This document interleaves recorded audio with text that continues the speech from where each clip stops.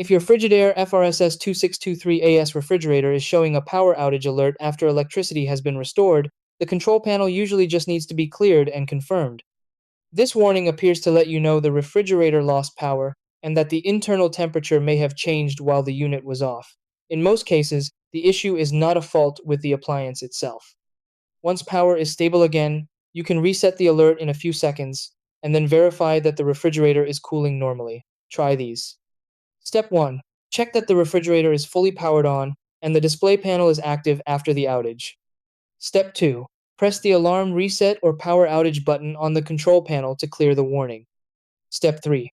If the alert does not clear, unplug the refrigerator for about 1 minute, then plug it back in. Step 4. Allow the control panel to restart and confirm the outage message disappears from the display.